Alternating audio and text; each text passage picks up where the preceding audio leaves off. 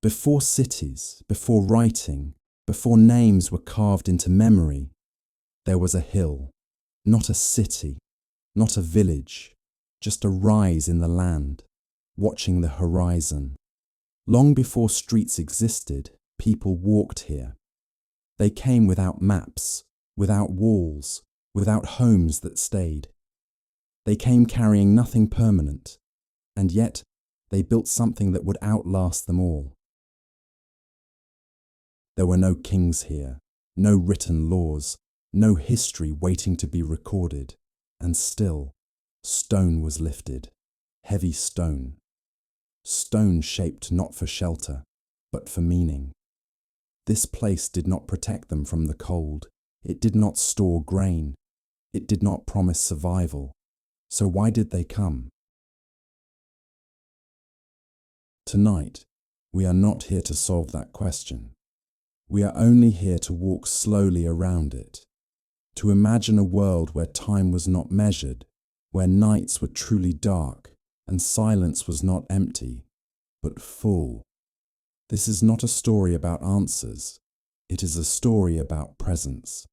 If you're listening from somewhere in the world tonight, you can quietly leave a comment and tell us where you are. Here, in southeastern Anatolia, on a hill later called Göbekli Tepe, stones were placed with care, not urgency. They stand still now, but once they were surrounded by breath, firelight, and watching eyes. As the night deepens, we will move slowly through this world, a world before cities, before writing, before history learned how to speak. Nothing here asks you to stay awake. Nothing here asks to be remembered perfectly. You are only invited to listen and to let the stones remain exactly as they are. Before settlements, life did not gather in one place. It moved. People did not wake to the same walls every morning. There was no permanent doorway, no fixed threshold separating inside from outside. Shelter was temporary, shaped by need rather than design. What mattered was not where you stayed, but when you stayed. Life unfolded across the land in quiet motion. Camps appeared and disappeared. Fires were lit, then forgotten. Nothing was built to last because nothing needed to. The idea of permanence had not yet taken root. Home was not a structure. It was a moment. People followed water, animals, seasons, and light. Movement was not a disruption of life. It was life itself. Stillness, when it came, was brief and intentional. This absence of settlement shaped how the world was experienced. Without fixed places, the land was not divided. There were no borders to defend, no property to protect. Space remained open, shared, and familiar through repetition rather than ownership. Familiarity came from return, not from staying. Paths were remembered, not marked. Hills were recognized, not claimed. Knowledge lived in the body, in feet that knew where to step, in eyes that knew how far the next water source might be. Memory replaced architecture. Without villages or cities, people lived closer to change. Weather altered plans, seasons shifted routes. Nothing was guaranteed beyond the present cycle. This uncertainty did not create chaos. It created attentiveness. People learned to observe carefully. The land spoke first, through animal movement, plant growth, and the subtle signs of time passing. Decisions followed observation, not schedule. There was no expectation that tomorrow would resemble today exactly. Shelter responded to this reality. It was light, adaptable, and temporary.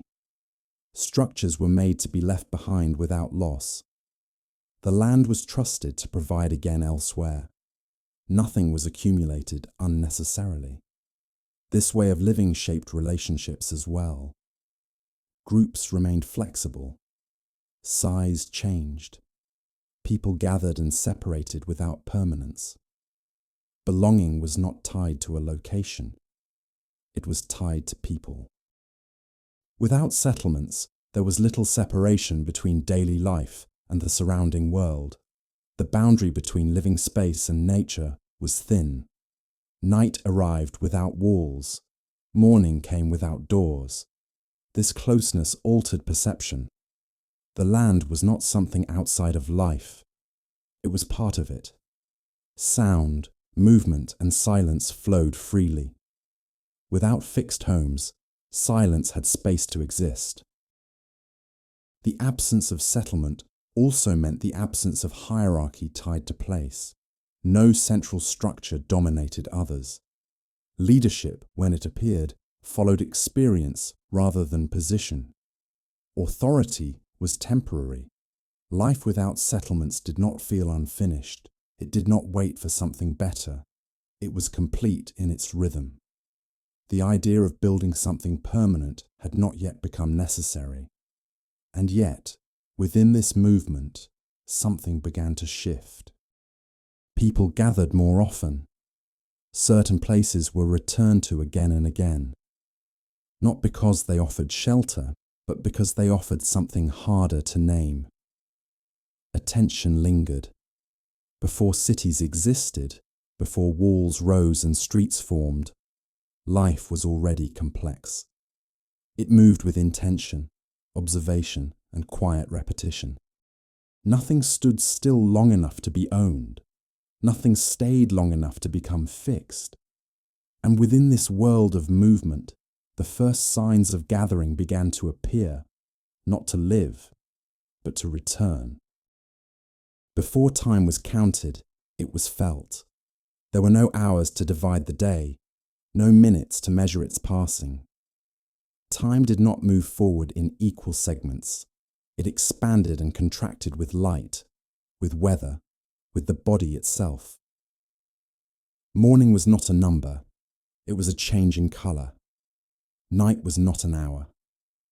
It was a deepening of silence. Without numbers, time followed the land. The sun marked direction, not schedule. Shadows lengthened without instruction. Seasons returned without announcement. Nothing needed to be calculated. People did not ask how long something would take. They asked whether it was time to do it. The difference was subtle but profound. Time was relational.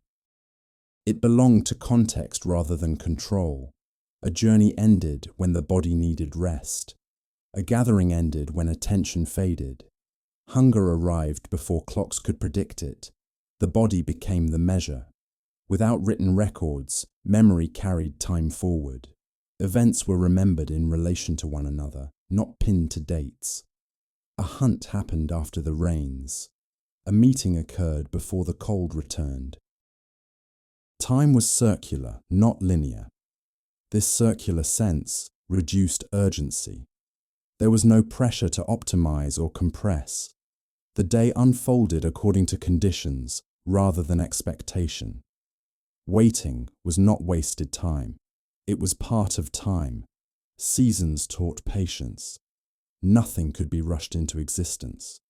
Growth followed its own pace. Animals moved when they were ready. Plants ripened when conditions allowed. Human activity followed these rhythms.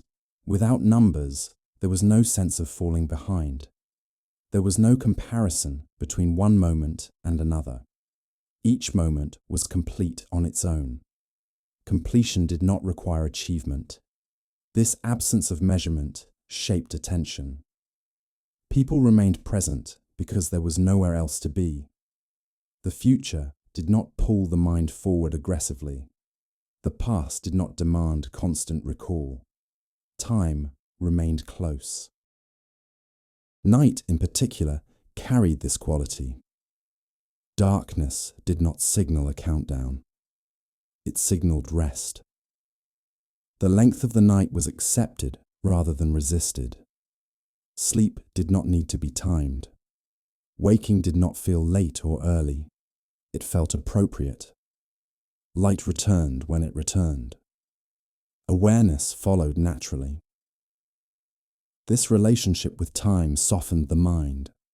There was no constant evaluation of progress, no internal pressure to keep up.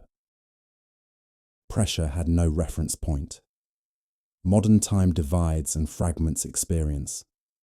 Time without numbers allowed it to remain whole. Activities were not stacked or overlapped.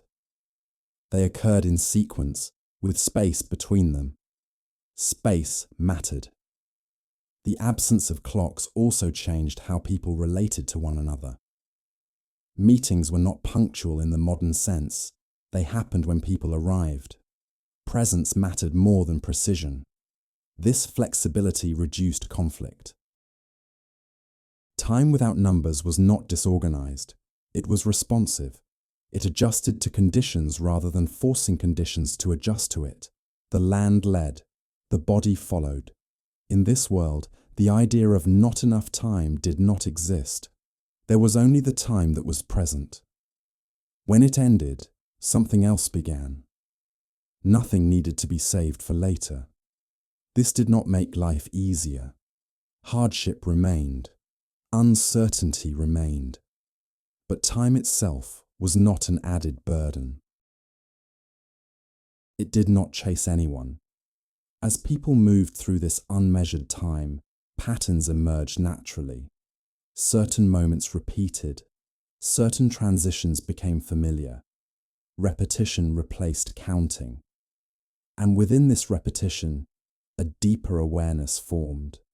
Time was not something outside of life.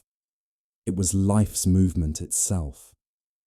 Before cities, before writing, before numbers, time flowed quietly, not asking to be named, only to be lived. Before calendars existed, the year was not divided into named sections. It moved as a cycle, felt rather than marked.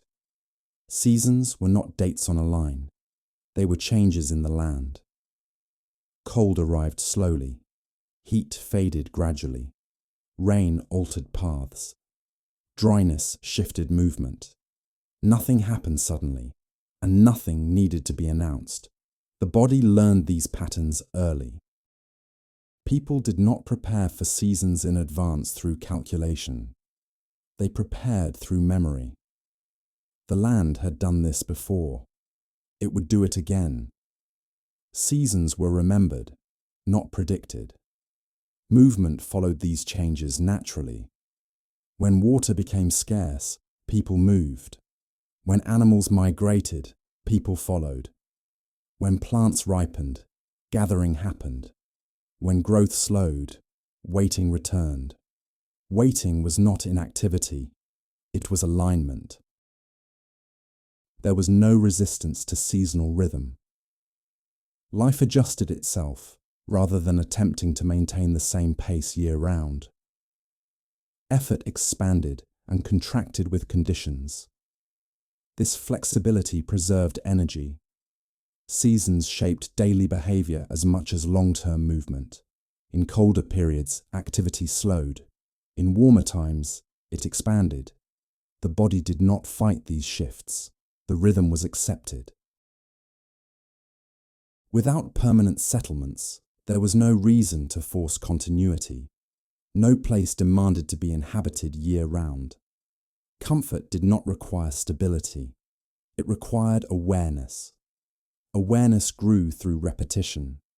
Children learned seasons through experience, not instruction. They felt changes in temperature, light, and sound.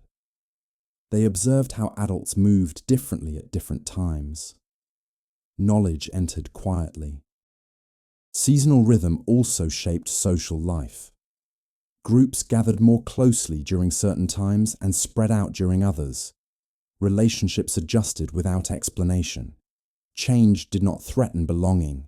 Food availability followed the same pattern. Abundance and scarcity were not unexpected. They were part of the cycle. Nothing was assumed to last indefinitely. This understanding reduced panic.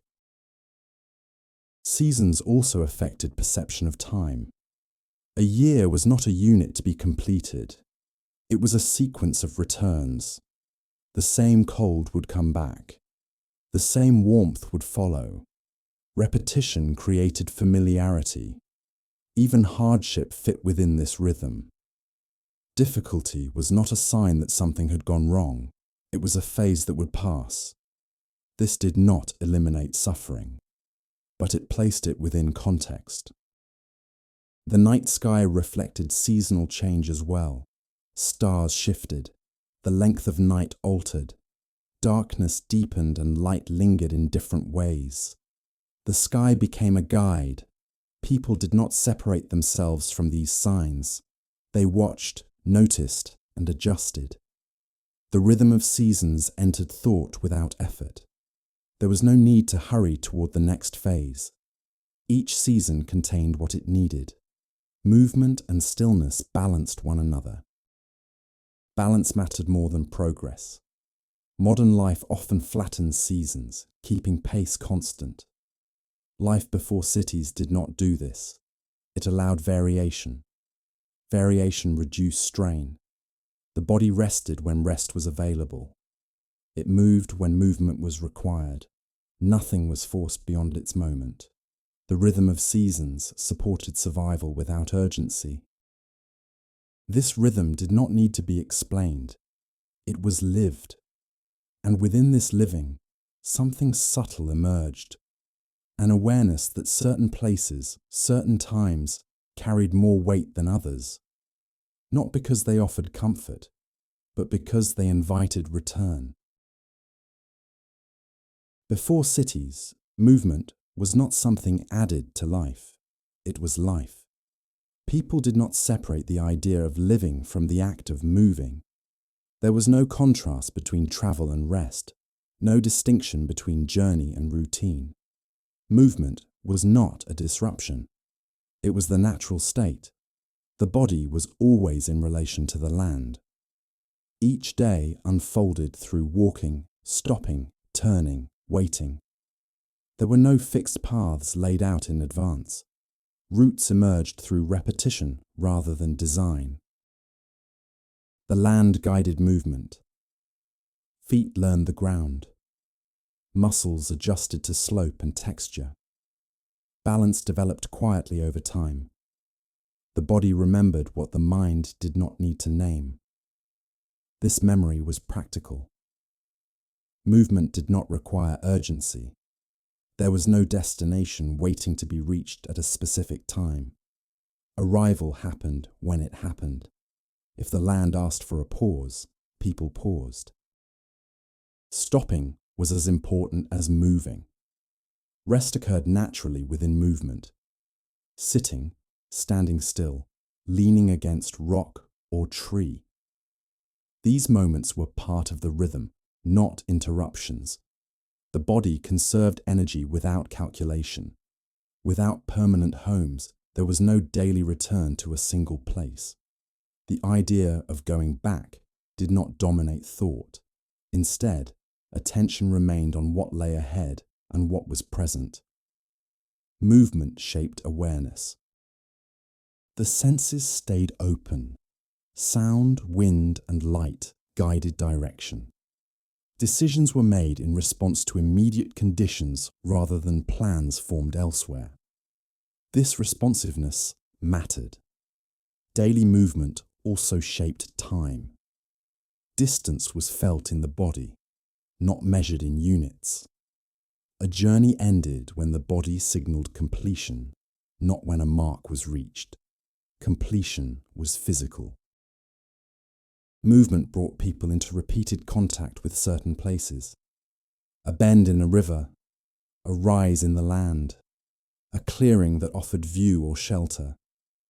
These places gained familiarity through passage, not ownership. Familiarity invited return. Even without settlements, certain locations became part of shared experience. They were known, not claimed. Movement connected people to these places again and again. Connection did not require permanence.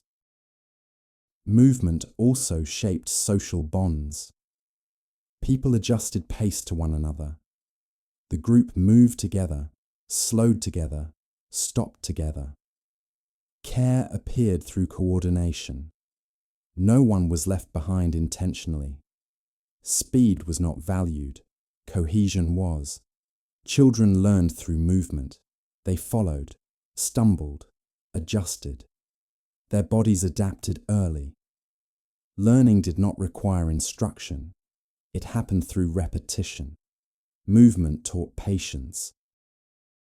In this world, stillness was meaningful because it followed motion. Sitting carried weight because walking had preceded it. Rest felt earned, not scheduled. This balance preserved strength. Modern life often treats movement as effort and rest as reward. Life before cities treated both as necessary phases of the same process. Neither dominated. Movement was not endless. It was cyclical. Paths were retraced. Routes repeated. The same land was crossed again in different seasons. Repetition created intimacy. The body learned what the land could offer and what it could not. Limits were respected. Nothing was forced beyond capacity. This respect reduced injury and exhaustion. Movement as daily life created a quiet confidence. People trusted their bodies to respond appropriately. There was no external standard to meet. The body was enough. And within this constant, unhurried movement, something new began to emerge. Moments when people chose to stop not because they needed rest, but because something drew them there. A place, a view, a gathering. Movement slowed not from fatigue, but from attention. Before writing, and long before language took fixed shape, silence carried meaning. People did not live in a world without sound. They lived in a world without constant explanation. Words existed, but they were few, flexible, and closely tied to immediate experience. Much was left unspoken. Silence was not emptiness, it was space. In this world, meaning did not always need to be named to be understood.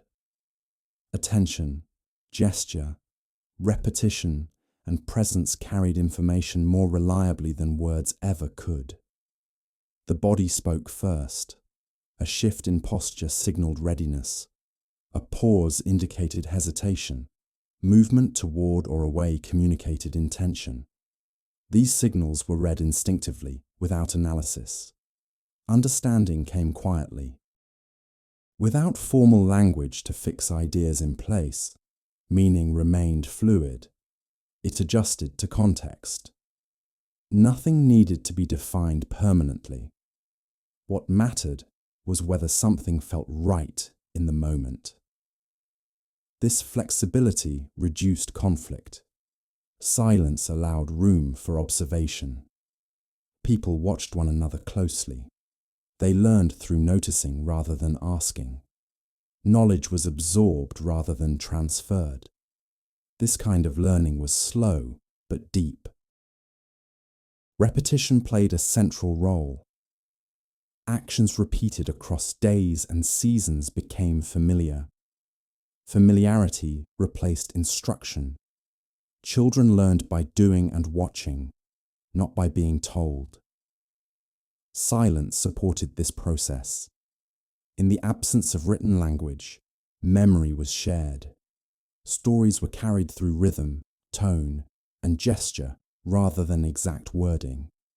The details mattered less than the feeling they left behind. Accuracy was emotional, not factual. Silence also shaped how people related to the land. There was no need to label every feature. Hills, rivers, and clearings were known through experience rather than names. Knowing did not require naming. This way of relating created closeness without possession. The land was familiar, but not owned. Silence allowed it to remain itself, without being reduced to description. Night deepened this silence. In darkness, words became even less necessary. Familiar sounds and shared presence carried reassurance. Silence at night was not filled with thought, it was filled with rest.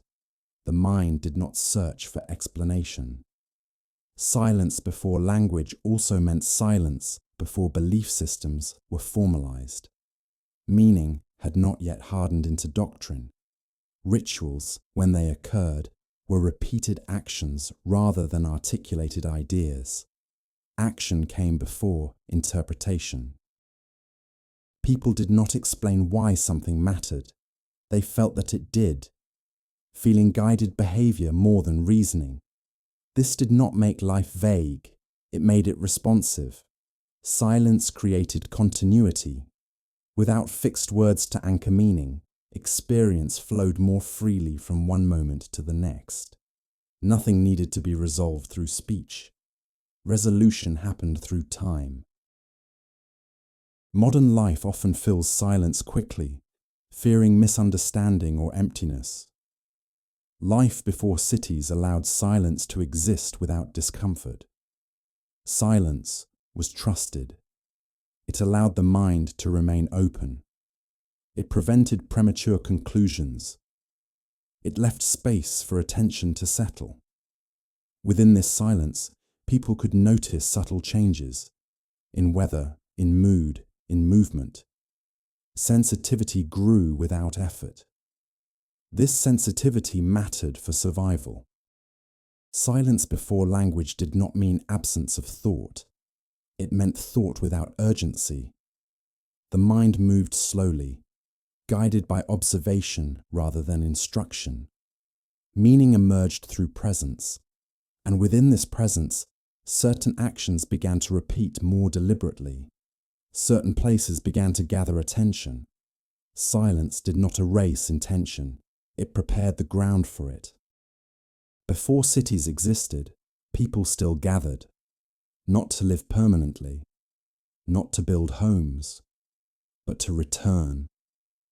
Certain places began to pull attention, not because they offered shelter or resources, but because they invited pause. People stopped there longer. They came back more often. These places were not chosen quickly. They emerged through repetition. A hill that offered wide view, a clearing that felt open, a rise in the land where sound carried differently. Nothing was planned. Attention gathered before intention. Gathering came before design. People arrived without walls, without ownership, without permanence. They stayed for a time, then moved on, and later they returned again.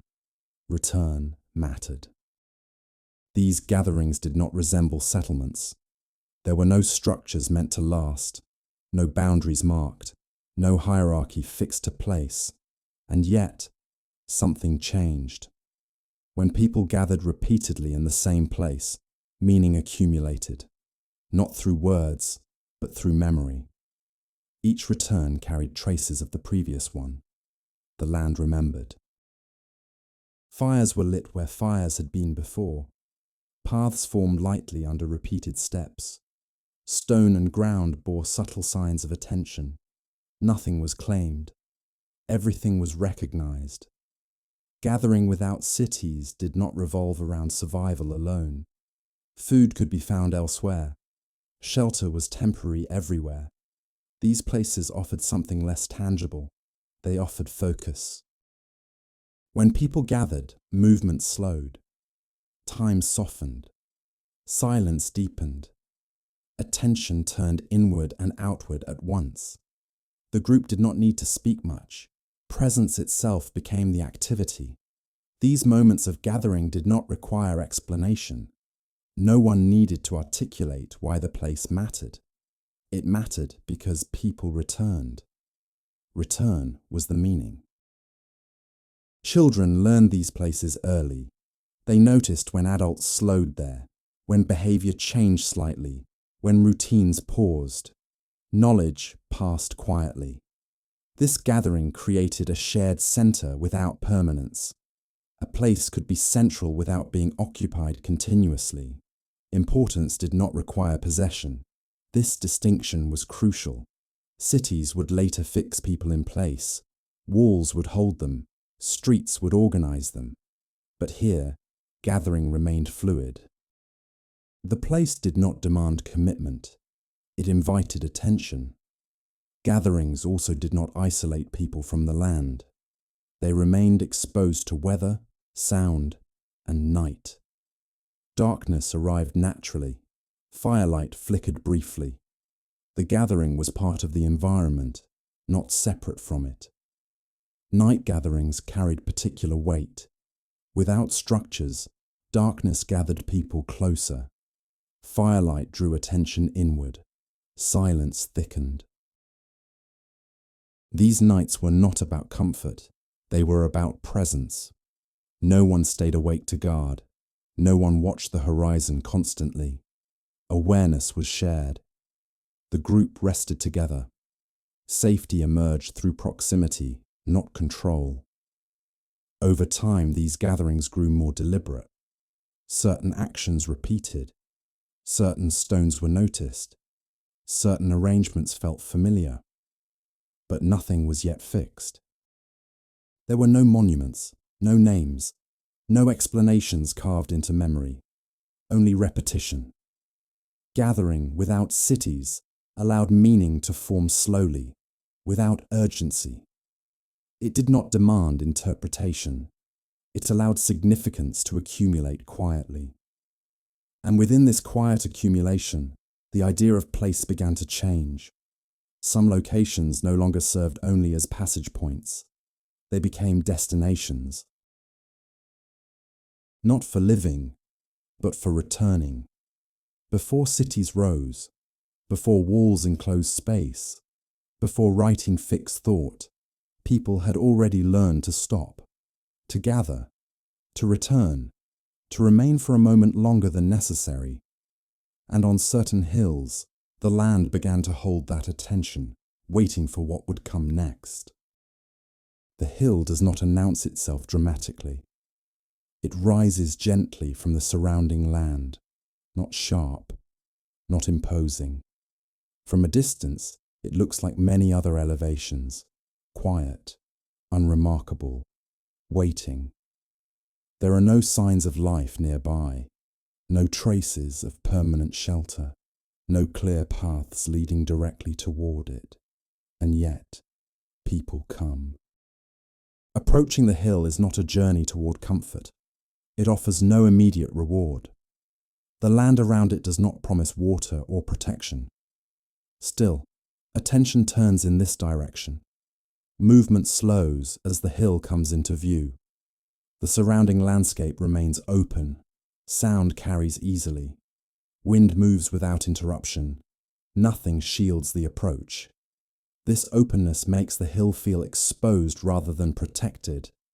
And yet, it draws return. People do not rush toward it.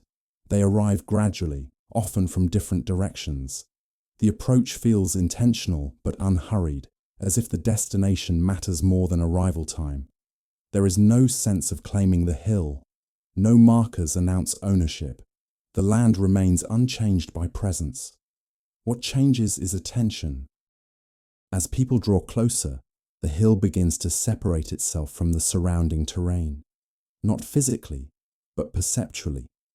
It becomes a place to pause rather than pass through. The approach does not signal arrival. It signals transition. Something about the hill invites slowing. Not stopping completely, but noticing. The body adjusts pace naturally. Conversation, if present, fades. Silence becomes easier. This approach does not lead into shelter or enclosure. It leads into openness. The hill does not protect those who reach it. It exposes them, and perhaps that is the point. What the hill offers, it does not offer in comfort. There are no signs of dwellings here, No hearths meant for daily life, no storage pits, no tools left behind for routine use. The hill was not built to be lived on. This absence is striking. People did not come here to stay warm, to sleep, or to store food. Everything required for survival existed elsewhere. This place served a different purpose. It was never meant to shelter bodies. It was meant to hold attention. The lack of domestic traces suggests intention. This was not an unfinished settlement. It was something else entirely, a space set apart from daily necessity. Arriving here meant leaving ordinary life behind, if only briefly. There was no protection from weather. Wind moved freely. Rain fell without obstruction. Night arrived without walls. Still, people returned. The hill asked for presence, not comfort. It did not accommodate the body. It asked the body to adapt. This choice is revealing. Why invest effort in a place that offers no shelter? Why return to exposure rather than safety? The answer is not survival. It is meaning. This place does not compete with living spaces. It exists alongside them, separate but connected. People came knowing they would leave again. The stones on the hill did not belong there naturally. They were brought. Each stone required effort, not rushed effort, but sustained, collective movement. There were no machines, no domesticated animals for hauling, only bodies, coordination, and time. Carrying stone changes pace. It slows movement. It demands cooperation. It requires repeated return. No one carries such weight alone. This was not incidental labor. The stones were shaped deliberately, then moved deliberately. Not for shelter, not for defense, but to stand. This act alone marks a shift.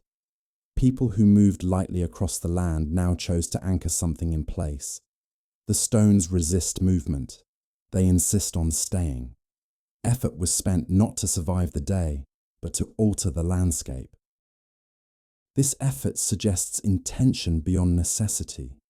Carrying stone does not feed anyone. It does not warm the body. It does not shorten travel. It creates presence. The act of carrying becomes part of the meaning. The body remembers the weight. The land remembers the path. What was once mobile becomes fixed. The pillars do not resemble natural stone formations. They are shaped, tall, upright, and deliberately proportioned. The T-shaped pillars stand apart from their surroundings. They are not random. Their form repeats. Repetition implies choice. The shape is not abstract. It suggests something familiar, a body without a face, arms without hands. The resemblance is subtle, but persistent. These stones do not depict nature. They suggest presence. The pillars stand upright, not leaning, not hidden. They occupy space confidently. Their placement demands acknowledgement. They do not explain themselves. The absence of facial detail does not remove identity. It shifts it. The figure is not an individual. It is a form. This abstraction invites interpretation without fixing meaning. The pillars do not tell a story. They hold space for one. The stones are not scattered. They are arranged. Circles form. Openings appear. Space is organized without walls.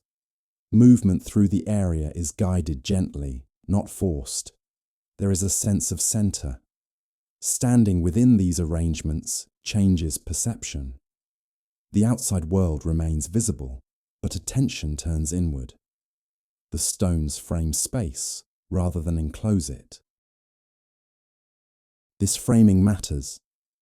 It creates a place without isolating it. The land remains present. The sky remains overhead. Nothing is hidden. The arrangement suggests gathering without confinement.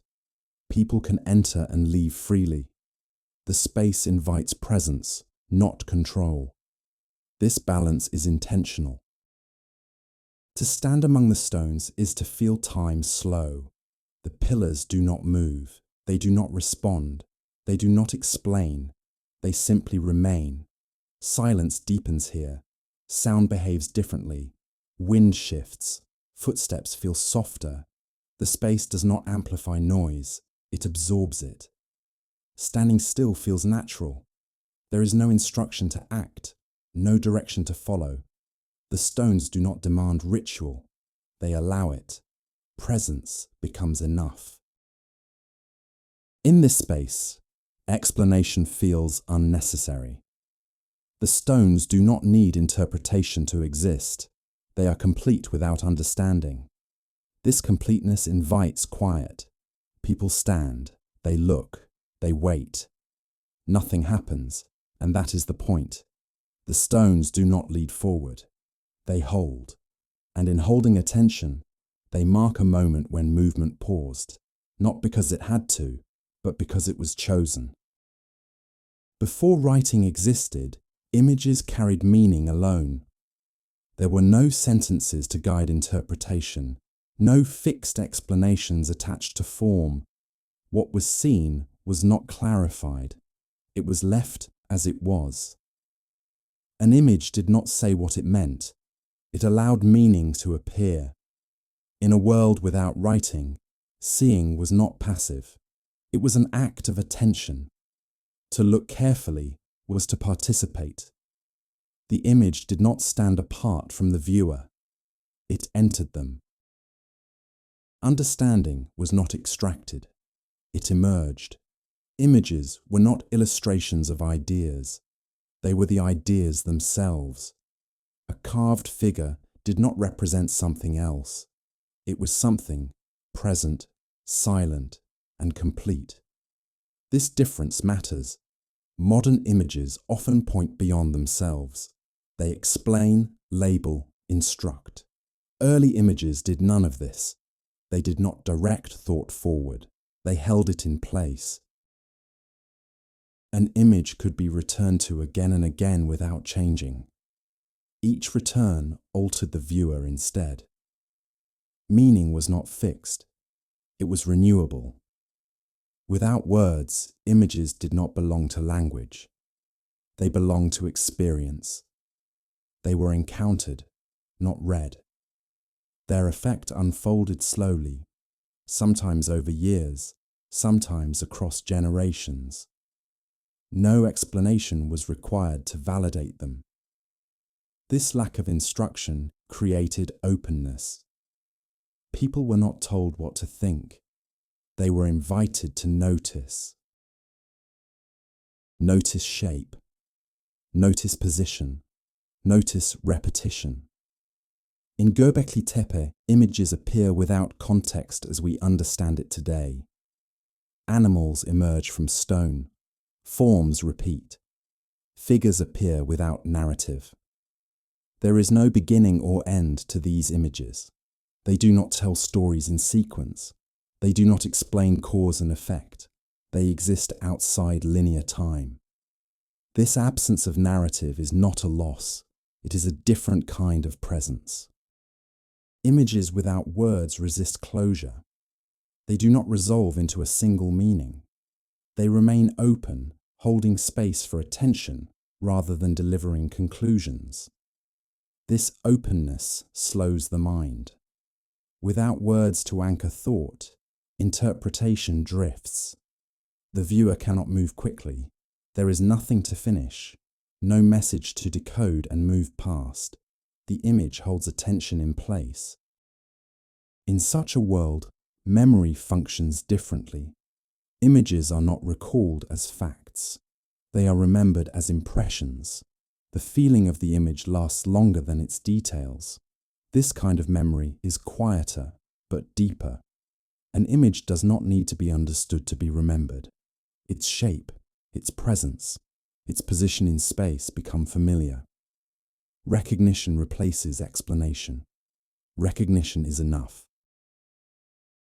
Children encountering these images would not have been told what they meant. They would have grown alongside them, meaning would have arrived gradually, shaped by experience rather than instruction. The image would remain the same. The viewer would change. This relationship creates continuity without rigidity. The image becomes a constant against which life unfolds. It does not instruct behavior directly. It shapes perception over time. This shaping is subtle. Images without words do not demand belief. They do not ask to be accepted or rejected. They do not argue. They remain. Their silence is not emptiness. It is endurance. In the absence of writing, images also functioned as gathering points. They drew attention repeatedly. People returned to them not to receive new information, but to re-enter a familiar presence. Return deepened connection. Each visit layered experience onto the image. The image itself did not change, but the accumulation of encounters did. This layering created shared meaning without consensus. People did not need to agree on interpretation. The image could hold multiple understandings at once. Multiplicity was allowed. Writing narrows meaning. It defines, it limits. Images without words expand it. They leave room for difference. This difference did not create confusion. It created tolerance. When meaning is not fixed, disagreement does not threaten structure. There is no doctrine to defend. The image does not require protection. It simply exists. Standing before such images today, the modern mind often searches for explanation. We ask what they represent, what they symbolize, what they were meant to say. But these questions belong to a later world. The images were not made to speak. They were made to remain, to be seen, to be returned to be present without demand. In this sense, images without words are closer to silence than to speech. They do not interrupt. They wait. And in waiting, they hold attention in a way that words cannot. Before writing, before explanation, before instruction, images shaped awareness quietly. They did not guide thought forward. They anchored it. And within that anchoring, something essential emerged. Not understanding, but presence. Some animals appear once, others return. At Göbekli Tepe, certain figures repeat with quiet insistence. They are not scattered randomly. They are not decorative variations. They come back again and again across stones, across spaces, across time. The repetition is deliberate. These animals do not form a catalogue of the surrounding world. Many creatures that lived nearby are absent. Instead, a smaller group returns persistently. Snakes, foxes, wild boars, birds of prey. The choice matters. Repetition is never neutral. When an image is carved once, it may be observation. When it appears again, it becomes attention. When it returns many times, it becomes focus. Focus without explanation. These animals are not named. They are not introduced. No story frames their presence. They simply appear, already there, already familiar. The viewer is not told why they matter. This silence invites noticing rather than decoding. Snakes curve across stone surfaces, their bodies flowing without interruption. They do not strike. They do not threaten. They move. Movement without direction. Foxes appear alert, lean, attentive. They are not shown hunting or fleeing. They exist in a state of awareness, neither aggressive nor passive. Boars stand heavy, grounded, present. Birds rise upward, often without context, wings extended, frozen in motion. Each animal carries a distinct presence, yet none dominates.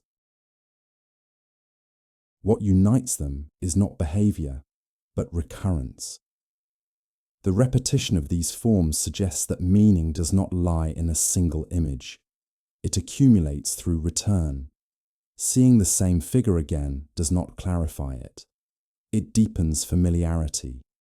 Familiarity changes perception. Over time, the animal ceases to be noticed as an object and becomes part of the environment. It no longer demands attention. It holds it quietly. This shift is important. Animals that appear again and again are not meant to surprise. They are meant to remain. Their power lies not in novelty, but in persistence. Persistence reshapes memory. Without writing, memory relied on recognition rather than record. Seeing the same figure repeatedly anchored experience. The image became a reference point, not a symbol to interpret, but a presence to return to. Return strengthens connection. These animals do not explain their role. They do not instruct behavior. They do not serve as clear metaphors in the modern sense. They resist simplification. A snake is not only danger. A fox is not only cunning. A bird is not only freedom.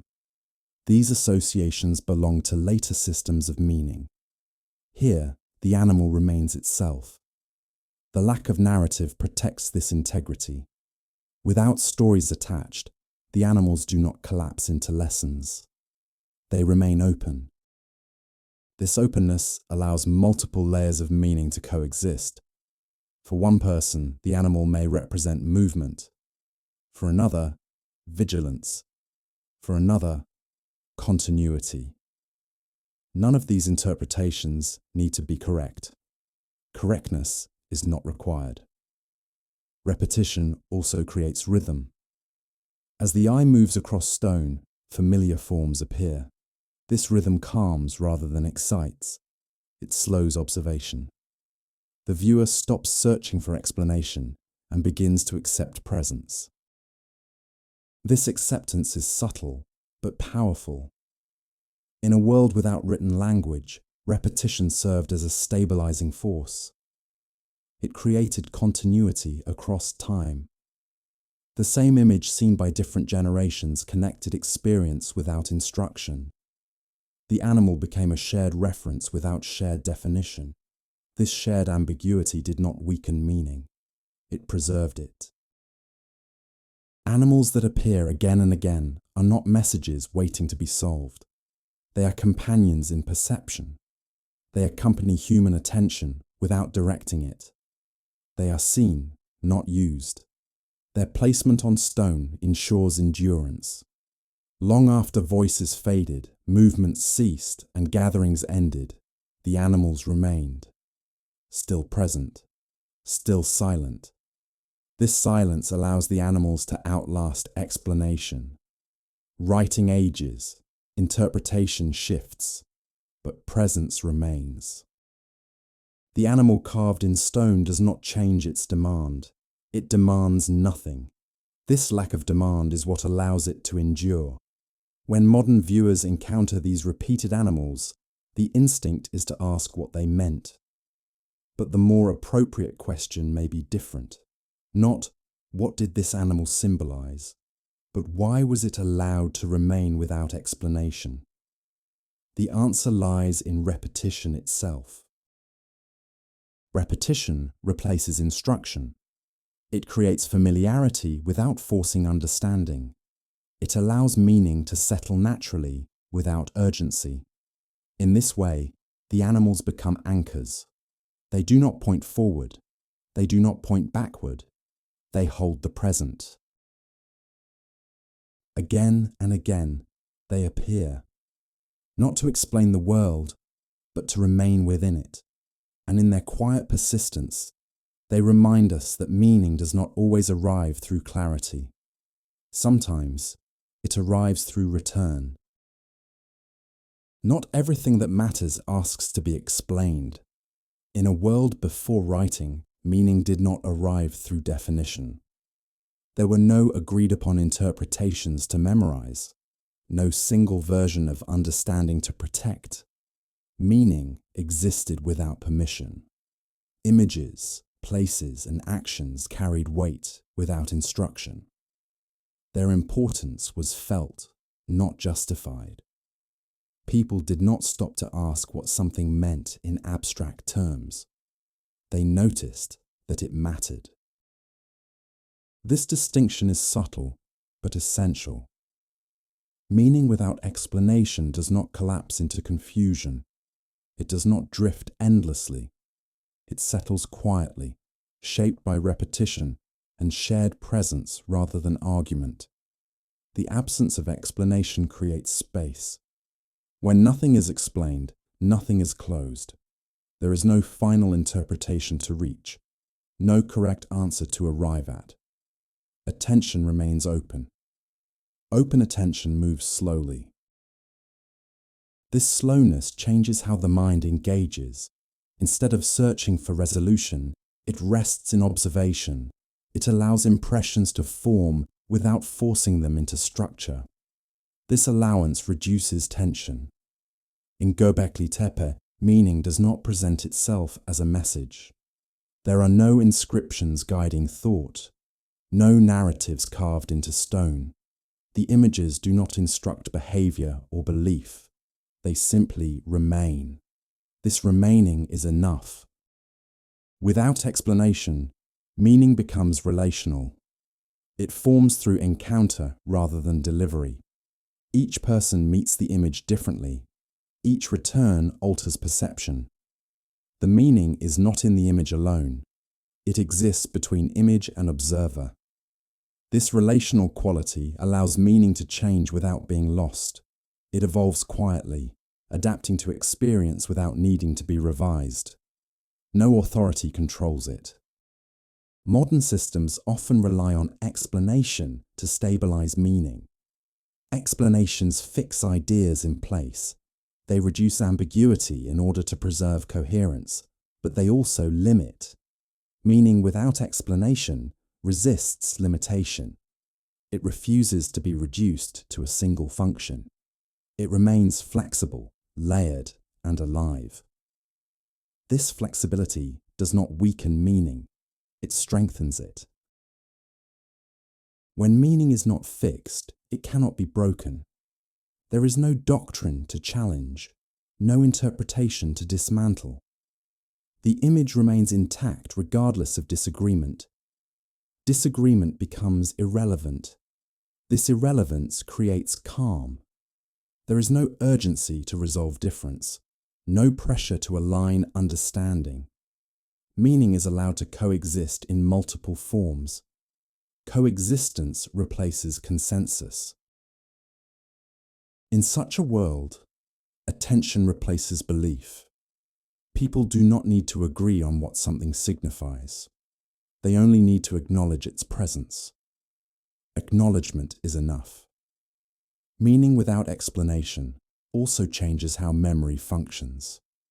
Instead of recalling precise interpretations, people remember impressions, feelings, atmospheres. These memories endure longer. An explanation can be forgotten, an impression lingers. This lingering shapes perception over time. It becomes part of how the world is experienced, rather than something that must be recalled deliberately. Meaning integrates into awareness. This integration is quiet. It does not announce itself. It does not demand reflection. It simply influences how attention moves. In the presence of unexplained meaning, the mind relaxes its grip. It stops searching for answers. It allows itself to remain present. Presence deepens. This depth does not require understanding. It requires patience, the willingness to sit with what cannot be resolved. This willingness was common before writing. Without written systems to externalize meaning, people carried uncertainty more comfortably. Not knowing did not feel like failure. It felt natural. Natural uncertainty reduces anxiety. In modern life, Ambiguity often creates discomfort. We seek explanation to restore control. Meaning without explanation asks for a different posture. It asks for acceptance. This acceptance is not passive. It is attentive. It holds space without filling it. It notices without labeling. Such attention is rare today. At Göbekli Tepe, the absence of explanation feels intentional. The stones do not invite decoding. They invite presence. Presence without instruction. Standing among them, there is no pressure to understand. The space does not reward analysis. It rewards stillness. Stillness reveals subtlety. Meaning emerges not as insight, but as atmosphere, a sense that something matters, even if it cannot be named. This unnamed importance does not fade. It persists, and perhaps that persistence is the point. Meaning, without explanation, does not ask to be carried forward as knowledge. It asks to be returned to as experience, again and again. It does not teach, it holds. And in holding attention without explanation, it creates a form of understanding that does not depend on clarity, understanding without conclusion.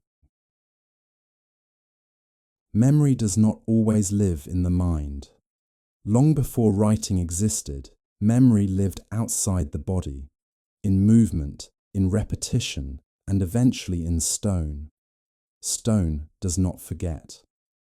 Unlike spoken words, which fade as soon as they are released, stone remains. It holds shape without effort. It resists time without intention. This resistance changes the nature of memory.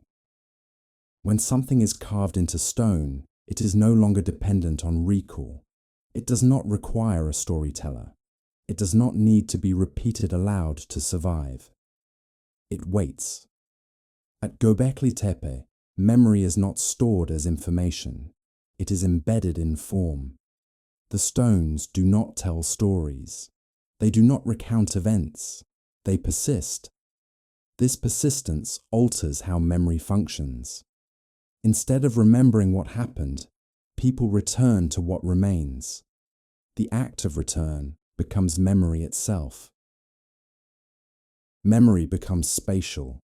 To remember is not to recall an image in the mind, but to stand again among the stones, to see the same shapes, to feel the same scale, to occupy the same space. The body remembers before the mind does. Stone allows memory to exist without narrative. There is no beginning, no middle, no end. The carved forms do not unfold in sequence. They hold time rather than describe it. This holding creates continuity across generations. A child stands where an elder once stood. The stones do not explain what they have seen. They do not need to. Their presence creates a bridge between moments that never meet. People separated by centuries share the same visual experience without knowing one another. This shared experience does not require agreement. Stone carries memory without instruction. It does not dictate how it should be remembered. It does not preserve interpretation, only presence. Interpretation changes. Presence remains. This distinction allows memory to survive change. Even when belief systems shift, even when language evolves, the stone remains legible, not as text, but as form.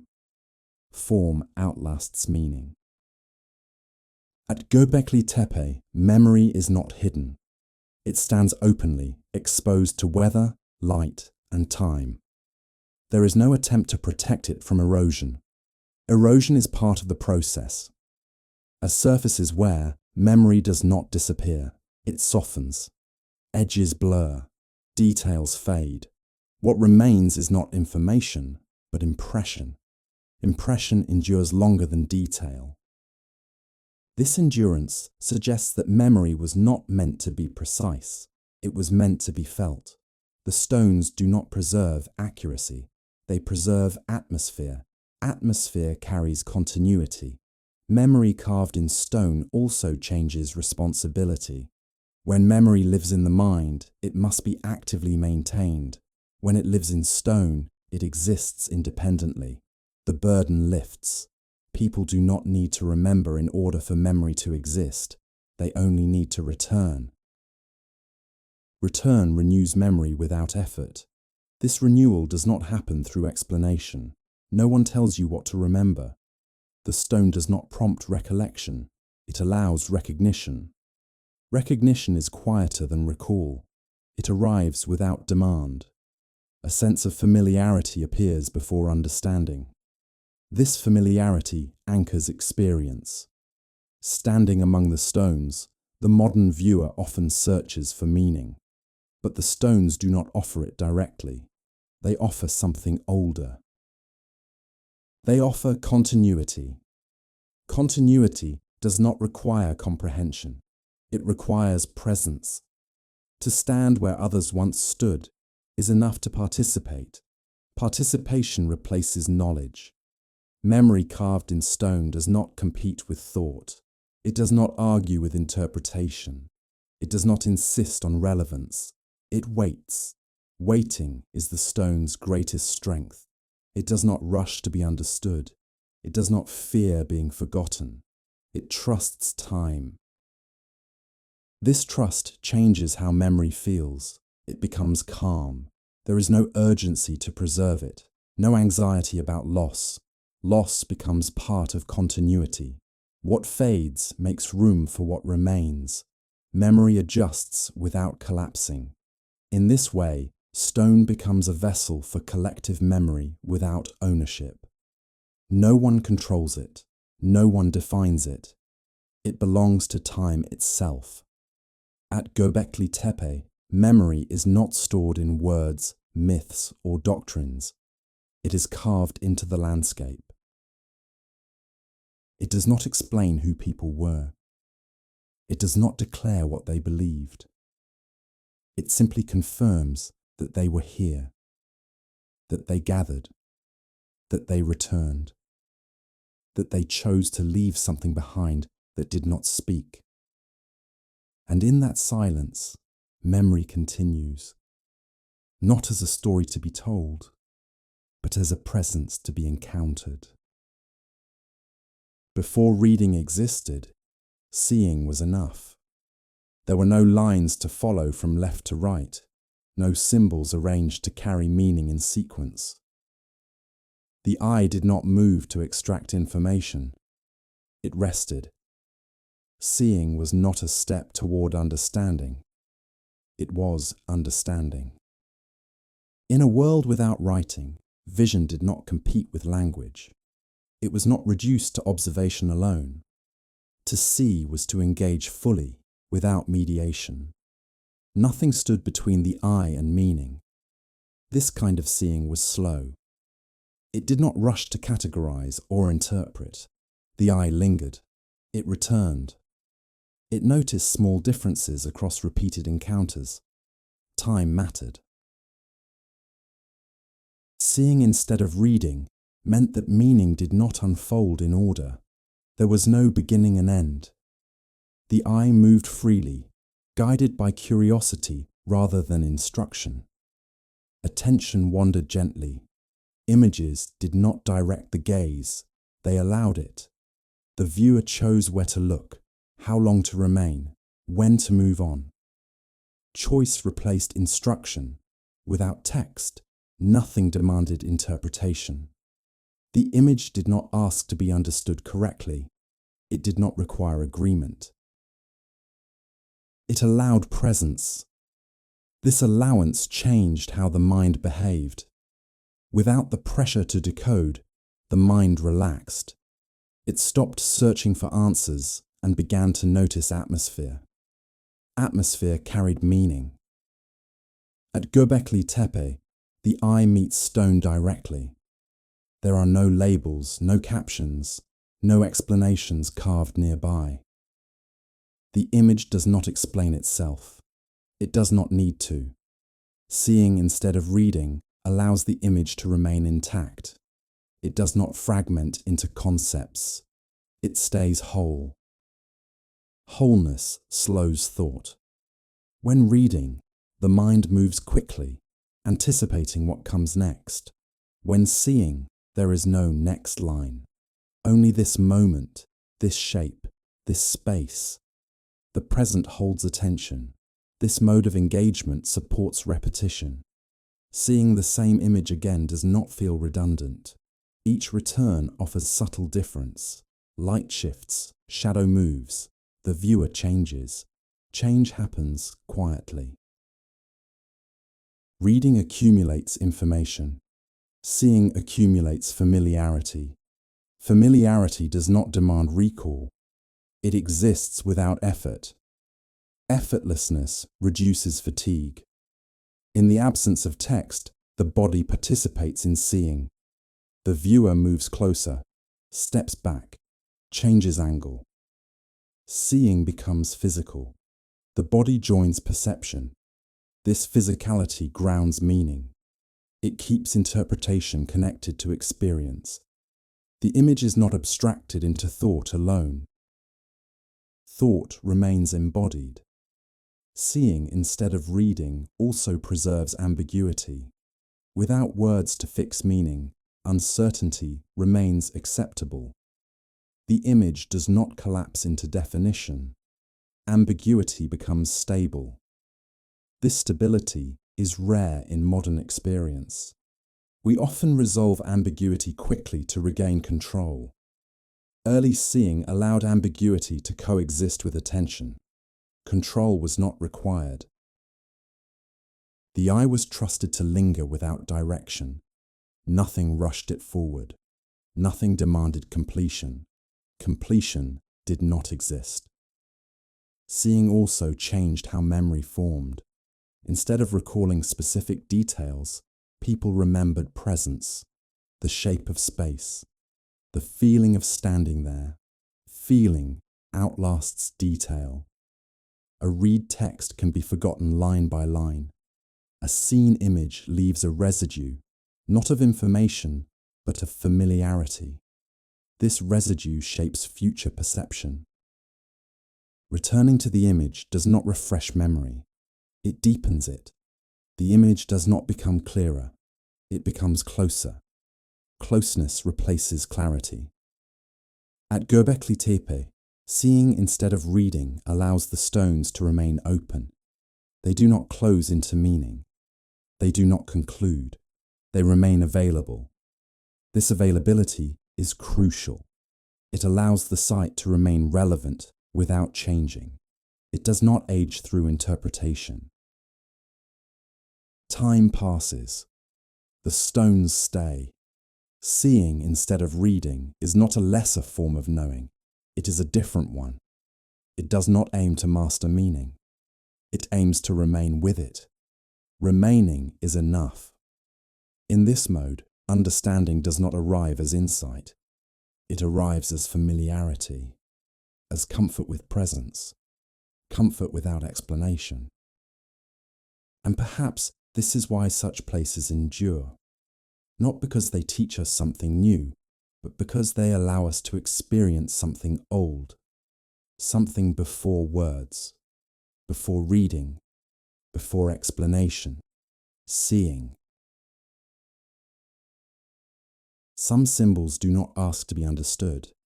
They do not demand interpretation. They do not wait for explanation. They do not promise clarity. They simply remain. In a world before writing, symbols were not puzzles to be solved. They were presences to be encountered. Their role was not to deliver meaning efficiently, but to hold space for attention. Attention without urgency. These symbols did not ask questions. They did not provoke debate. They did not insist on relevance. They existed quietly, without instruction. This quiet existence mattered. When a symbol does not ask to be understood, the mind relaxes. It is no longer required to extract value. It does not have to arrive at a conclusion. it can rest. At Göbekli Tepe, symbols appear without explanation and remain without apology. They do not explain why they exist. They do not guide interpretation. They do not care whether they are understood. This indifference is not absence. It is strength. A symbol that does not require understanding cannot be misinterpreted. There is no correct reading to defend, no incorrect reading to reject. Interpretation becomes optional. This optionality changes how people relate to meaning. Instead of approaching symbols with expectation, they approach them with openness. Openness softens perception. The modern habit is to decode, to translate symbols into language, to reduce form into message. But these symbols resist translation. They remain themselves. When symbols do not ask to be understood, they allow time to pass through them. They do not belong to a moment. They do not age with interpretation. They outlast explanation. This endurance is why they remain powerful. Not because they say something specific, but because they refuse to stop being present. Presence replaces meaning. Standing among such symbols, the viewer is not tested. There is no requirement to know more, think harder, or arrive somewhere else. Being there is enough. This sufficiency is rare. Modern experience often withholds satisfaction until understanding is achieved. Here, satisfaction arrives without comprehension, arrival without resolution. Symbols that do not ask to be understood allow each person to meet them where they are. A child sees shape, an adult sees pattern, another sees memory. None of these encounters cancel the others. Multiplicity is preserved. This preservation prevents closure. Closure ends engagement. Open symbols remain available. Availability sustains return. People come back not to confirm understanding, but to experience presence again. Each return does not clarify meaning. It deepens familiarity. Familiarity calms.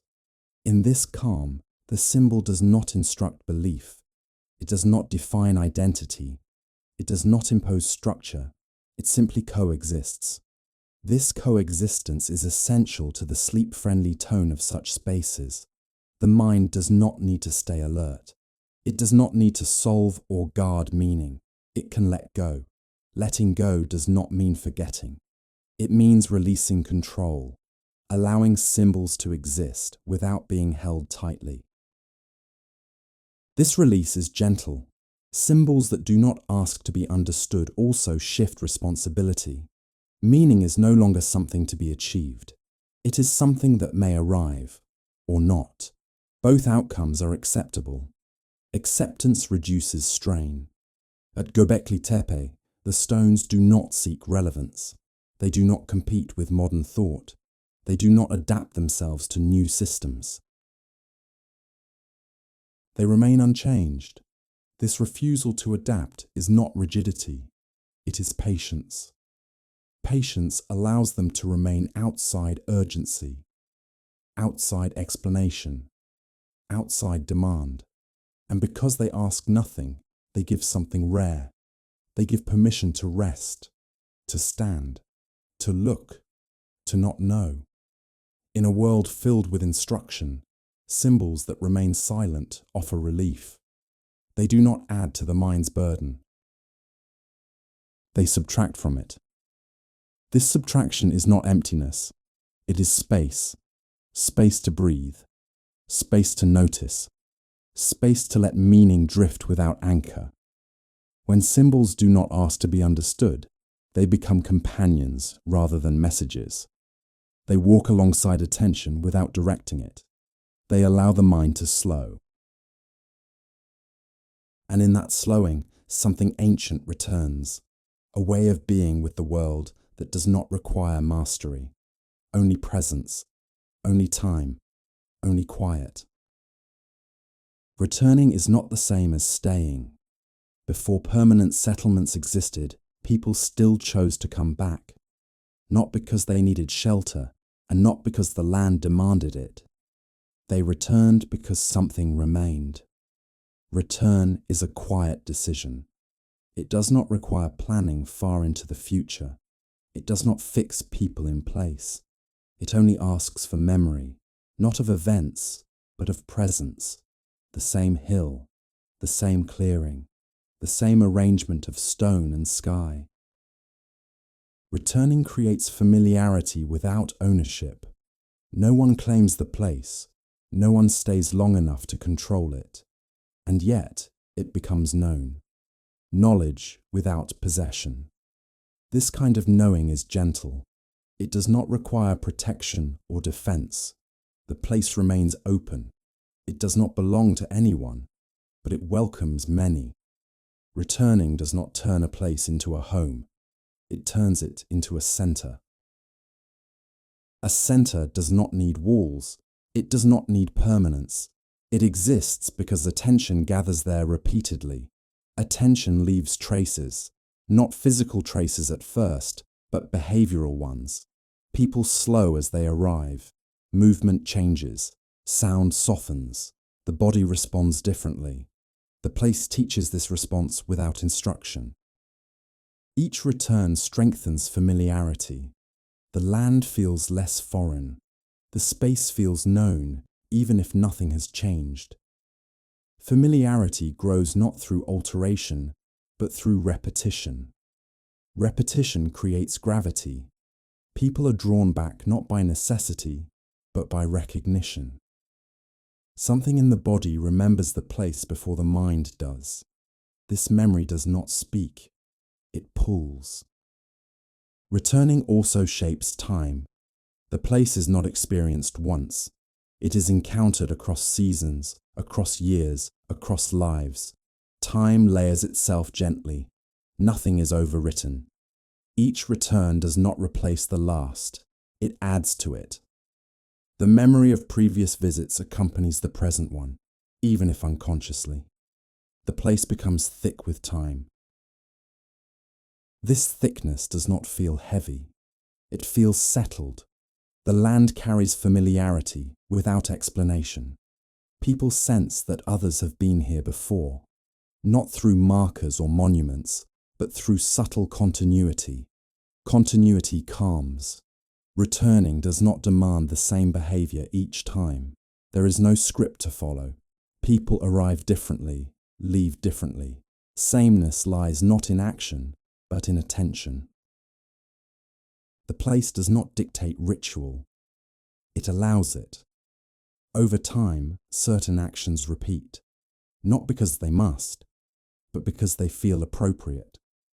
Appropriateness replaces rule. Returning also separates this place from daily life. It is not where food is gathered or shelter maintained. It exists apart from routine necessity. This separation matters. It allows the place to hold a different quality of attention. Time slows. Urgency fades. The body rests without needing to sleep. Rest without closure. People do not come here to finish something. They do not arrive with goals. They come to be present. Presence is the activity. The absence of daily tasks allows awareness to widen. Sounds are noticed. Light is observed. Silence deepens. The place holds stillness. Returning again and again strengthens this stillness. It becomes reliable. The body expects it without demanding it. Expectation without pressure. Children experience this early. They notice when adults change behavior upon arrival, when voices soften, when movement slows. Learning happens without explanation. The place becomes a shared reference across generations, not a story to be told, but a space to be entered. Entry replaces instruction. Returning does not freeze the place in time. It remains exposed to weather, erosion, and change. Nothing is protected from the elements. change is accepted. The place is not preserved as it was. It is allowed to age. Familiarity survives alteration. This acceptance reduces anxiety. There is no fear of losing the place because it does not depend on exact form. Its meaning lies in return, not in condition. Condition shifts. Return remains. Returning also creates a rhythm. Arrival and departure repeat. No one stays long enough to dominate the space. The place breathes. This breathing prevents closure. Nothing is completed here. Nothing is finished or finalized. Leaving does not end the experience. It suspends it. People depart knowing they may return, or knowing that others will. The place does not require personal continuity. It exists beyond individual lives. This continuity without permanence is rare in modern experience. We often equate meaning with stability. Here, meaning survives without it. Survival without fixation. Returning to the same place creates a center that does not bind. It gathers without enclosing. It matters without demanding belief. This balance is delicate. It allows gathering without hierarchy. No one owns the return. No one controls access. Equality emerges quietly. Standing in such a place, the modern mind may search for explanation. Why here? Why again? But explanation is not required. Returning is enough. The act itself carries meaning. The body knows before the mind asks. And in this repeated return, something fundamental emerges. Not a settlement, not a city, not a doctrine. A shared pause. A place that holds attention without holding people. A center that exists because it is returned to again and again without ever being claimed. Not every place people gather is meant to be lived in. Some places are chosen precisely because daily life does not belong there. There is no sleeping, no cooking, no storing, no routine repetition of survival. The absence is intentional. At Göbekli Tepe, daily life stays away. There are no traces of permanent dwellings, no hearths meant for regular meals, no signs of long-term occupation. This is not a village left unfinished. It is a place deliberately kept separate from everyday necessity. Separation creates meaning. When people step into a space where daily life is absent, attention changes. The body notices the difference immediately. Familiar habits do not apply. Movement slows. Gestures soften. Nothing needs to be done here. This absence of daily function does not create emptiness. It creates focus. Without tasks to complete, attention has room to settle. Settling is rare. In daily life, attention is pulled outward by need. Hunger, fatigue, weather, and routine demand response. In a place without daily life, these demands loosen their grip. The mind follows. Gathering without daily life allows people to arrive without purpose beyond presence. There is no goal to reach, no work to finish, no schedule to keep. Time stretches. This stretching alters perception. Moments are not measured by productivity. They are not evaluated for usefulness. They simply unfold. Unfolding does not require direction. Such spaces invite a different kind of togetherness. People gather without roles defined by survival. No one cooks. No one builds. No one guards. Hierarchy softens. Without daily tasks, differences between people become less pronounced. The space does not reward strength, speed, or efficiency. It does not demand leadership. It allows equality of presence. This equality is subtle. It does not need to be declared. It emerges naturally when survival pauses. Pause is powerful. In places of daily life, pause is temporary. Here, pause is the condition. The absence of routine creates a shared stillness. Stillness deepens connection. People become aware of one another without urgency. Presence replaces interaction. Words are fewer. Silence becomes comfortable. Comfort without explanation. The space itself supports this shift. Without structures designed for living, the environment remains open. Sky, wind, and sound remain present. Nothing encloses. This openness prevents possession. No one claims the space as home. No one stays long enough to dominate it. Return replaces residence. People come, gather, and leave. They do not settle. The place remains itself, unchanged by prolonged occupation. Unchanged spaces hold meaning differently. Because daily life does not imprint itself here, the space resists becoming ordinary. It remains distinct. Each visit feels separate from routine. Distinctness preserves attention. Over time, this separation becomes familiar. People learn that this is not a place for sleeping or eating. It is a place for being. Being does not require instruction. This absence of instruction matters. No one tells people how to behave here. The space itself shapes behavior. Behavior adjusts naturally. Movement becomes slower, voice is lower, gestures soften. These changes are not enforced, they emerge. Emergence is gentle.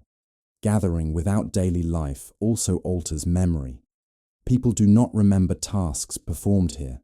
They remember atmosphere. Atmosphere lingers. A meal can be forgotten. A shelter can be replaced. But the feeling of standing together without purpose remains. This kind of memory does not age quickly. Because daily life is absent, there is no accumulation of clutter. Nothing is stored. Nothing is left behind unintentionally. The space remains light. Lightness allows repetition without saturation. People can return again and again without exhausting meaning. Exhaustion belongs to routine. This space resists routine. Gathering without daily life also protects the space from explanation. When nothing practical happens here, there is nothing to justify. Justification fades. The space does not need to prove its usefulness. It exists outside function. Function is suspended. In this suspension, ritual begins to form. Not as instruction, but as repetition. People arrive, they stand, they wait, they leave. Nothing is prescribed. Everything is allowed. This allowance creates calm. At Göbekli Tepe, the absence of daily life is not a lack. It is a condition. It allows gathering to be something other than survival. Otherness creates depth. Depth does not require intensity. It requires time and attention. Both are available here. Gathering without daily life creates a threshold. Crossing into this space feels like leaving something behind. Not physically, but mentally. The noise of necessity quiets. What remains is presence. Presence shared without agenda. And in that shared presence, something subtle forms. Not belief, not doctrine, not explanation. Just the experience of being together in a place that does not ask anything of you, except that you notice. Ritual did not begin with rules. It did not begin with written words, prescribed movements, or defined roles. Before instruction existed, repetition was enough. People did not need to be told what to do. They returned, they gathered, they repeated. Ritual formed quietly. At Göbekli Tepe, there is no evidence of manuals, no inscriptions explaining how to behave, no hierarchy assigning responsibility. No one stands above others to direct action. And yet, something happens. The absence of instruction does not result in disorder. It results in attentiveness. Without rules to follow, people rely on observation. They watch one another. They feel the space. Feeling guides movement. Ritual without instruction does not demand precision. There is no correct sequence to perform, no exact gesture to repeat. What matters is presence, not performance. Performance belongs to later systems. Here, repetition emerges naturally. People arrive at similar times. They gather in similar places. They stand, sit, or move in familiar ways. Familiarity becomes structure. This structure does not need explanation. It is learned through participation. Newcomers observe. They adjust. They follow without being directed. Following without command creates cohesion. The absence of instruction also removes fear of error. There is no way to do it wrong. There is no failure to perform correctly. This freedom softens the body. Without fear of mistake, movement becomes slower. Gestures become simpler. The body relaxes into repetition. Repetition without pressure calms the mind. Ritual without instruction allows meaning to remain open. No one explains what the ritual signifies. No one defines its purpose. Purpose is felt, not stated. This lack of definition prevents ritual from becoming rigid. It does not freeze into doctrine. It remains flexible, adjusting subtly with time. Flexibility preserves continuity. As generations pass, the ritual does not need to be rewritten. It does not need reform. It continues through repetition alone. Repetition is enough. The space supports this process. The stones do not dictate action. They do not demand offering, gesture, or speech. They remain neutral. Neutrality invites participation. People choose how long to stay. They choose where to stand. They choose when to leave. Choice replaces obligation. This choice does not weaken ritual. It strengthens it. Participation becomes voluntary rather than enforced. Voluntary presence carries weight. When people gather without instruction, attention becomes shared. No one dominates. No one leads. The group adjusts collectively. Collective adjustment creates rhythm. This rhythm does not require synchronization. People do not move in unison. They simply remain together. Togetherness becomes the ritual. Silence plays a central role. Without words to guide action, silence allows coordination. People sense when to speak and when not to. Silence listens. Ritual without instruction also allows individuality. Each person experiences the gathering differently. There is no expectation of uniform belief. Difference is tolerated. Tolerance emerges naturally when nothing is defined. There is no boundary to cross, no orthodoxy to violate. Violation cannot exist without rules. This absence of violation reduces tension. The gathering remains calm. Calm sustains repetition. Over time, certain patterns become familiar. People may light fires in similar places. They may stand near the same stones. They may arrive at similar times of day. These patterns are not enforced. They are remembered. Memory replaces instruction. This memory is embodied. It lives in posture, movement, and timing rather than words. The body remembers before the mind does. Ritual without instruction does not aim to teach. It does not seek to transmit doctrine. It does not prepare people for something else. It exists for itself. This self-contained quality allows ritual to endure without explanation. It does not need justification. Justification belongs to systems that demand obedience. Here, obedience is irrelevant. People do not submit to the ritual. They enter it. Entry is gentle. This gentleness makes the ritual accessible. Children, elders, newcomers, all can participate without learning. Learning happens by being there. Being there is enough.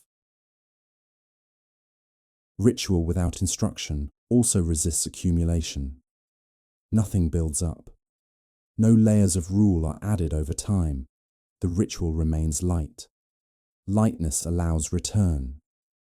People are not burdened by obligation. They are drawn by familiarity. Familiarity is comforting. At Göbekli Tepe, ritual does not separate sacred from ordinary through rules. It separates them through atmosphere. Atmosphere shapes behavior without command. This shaping is subtle. People lower their voices. Movements slow. Attention narrows. Narrowing does not constrict. It focuses. Focus without instruction allows depth without pressure. No one needs to understand why the ritual matters. It matters because it continues. Continuation is meaning. In a world before writing, ritual did not need to be explained to survive. It survived because people returned. Return created repetition. Repetition created ritual. And ritual, free from instruction, remained open, adaptable, quiet, and enduring. Not because it was controlled, but because it was allowed. Silence is not the absence of sound, it is the absence of demand. In places like Gobekli Tepe, silence does not arrive because nothing is happening. It arrives because nothing needs to be said. Speech withdraws naturally. When people gather without daily tasks, without instruction, without explanation, language loses urgency. Words are no longer required to organize action or convey meaning. Silence becomes sufficient. This silence is not imposed. No one asks for it. No rule enforces quiet. It emerges on its own, shaped by the space and by shared attention. Shared attention creates silence. When many people focus without purpose, sound diminishes, voices lower, movements soften. The air itself feels quieter. Quiet is felt before it is noticed. Silence at Göbekli Tepe does not isolate individuals. It connects them. Without speech, awareness expands outward. People sense one another without interruption. Presence replaces conversation. In daily life, silence often feels uncomfortable. It creates pressure to fill space. Here, silence feels appropriate. It holds the space rather than emptying it. Holding changes posture. Bodies relax into stillness. Breathing slows. The body does not prepare to respond.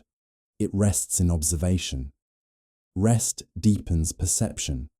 Without speech, attention shifts to subtle sound. Wind moving across stone, footsteps on earth, the faint movement of others nearby. Sound becomes sparse but meaningful. Each sound stands alone. Nothing competes for attention. The mind does not sort or prioritize. It simply receives. This receiving does not lead to interpretation. There is no need to explain what is heard. Sound arrives and passes. Passing is allowed. Silence also alters time. Without conversation to structure moments, time stretches. Minutes lose shape. Duration becomes indistinct. Indistinct time calms the mind. People do not track how long they have been there. They do not anticipate departure. The present moment expands gently. Expansion reduces urgency. Silence allows people to be together without interaction. This togetherness is rare. It does not require agreement, activity, or exchange. It requires only presence. In this presence, social boundaries soften. Without speech to assert roles or identity, differences fade. Age, status, and skill recede. What remains is shared awareness. Shared awareness is quiet by nature. Silence also protects the space from dominance. Without speech, no one can control meaning. No voice rises above others. No explanation takes precedence. Equality settles naturally. This equality does not need to be declared. It emerges through quiet. The stones themselves reinforce this silence. They do not speak. They do not instruct. They do not respond. They model stillness. Standing among them, people mirror this stillness unconsciously. Movement slows. Gestures reduce. Reduction creates clarity. Silence also allows ritual to remain open. Without words to define action, nothing becomes fixed. Repetition remains flexible. Flexibility sustains ritual. When silence dominates, the mind stops searching for answers. It stops framing experience into narrative.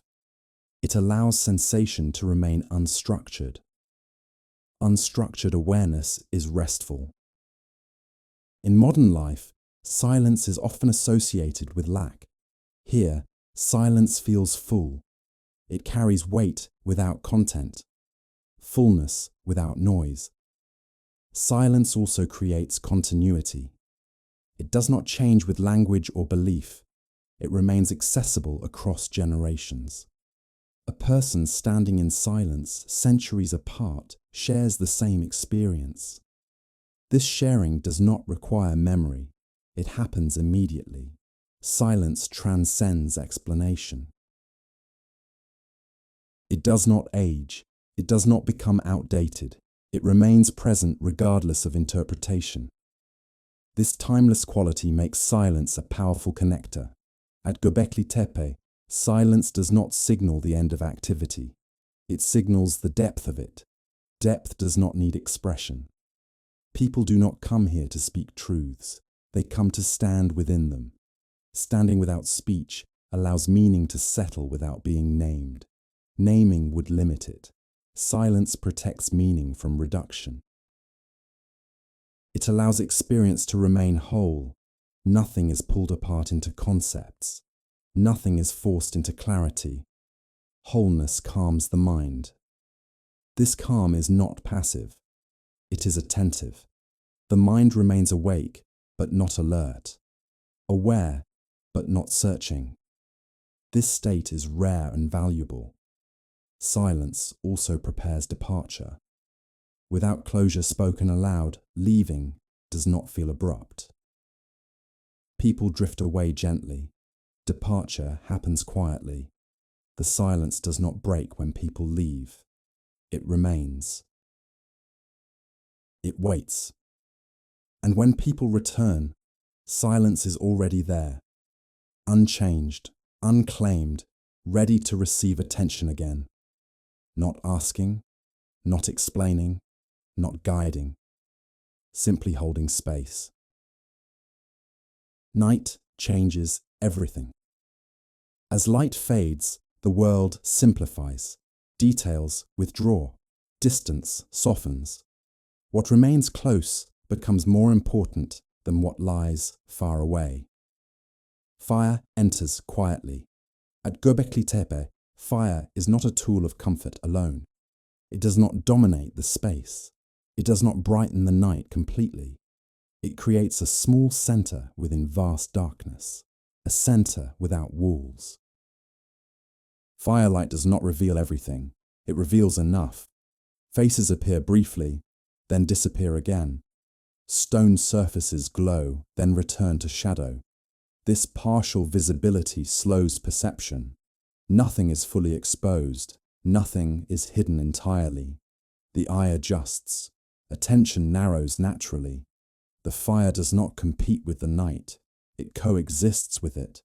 Around fire, people gather closer. Distance shortens without intention.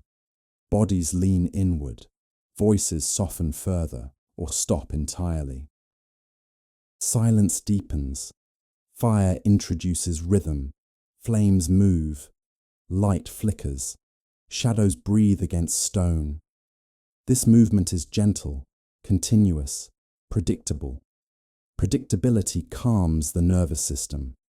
The mind stops scanning for change. It settles into repetition. The body responds by slowing breath, relaxing posture. Presence becomes easier. Night removes distraction. Without broad visibility, attention stays near. People stop looking outward. They look inward, or not at all. Not looking becomes acceptable. Fire does not demand interaction. It allows stillness. People can watch without thinking. Time passes without being counted. The night holds time. At night, gathering feels different. The absence of daylight removes urgency. There is nothing to accomplish before sunset. The day is already over. Completion arrives naturally. This completion does not require summary or reflection. It simply exists. The body recognizes it. Recognition allows rest. Fire also creates shared vulnerability. In darkness, no one stands apart. Everyone is equally visible and invisible. Hierarchies dissolve further. Equality deepens. The circle of firelight holds people together without instruction.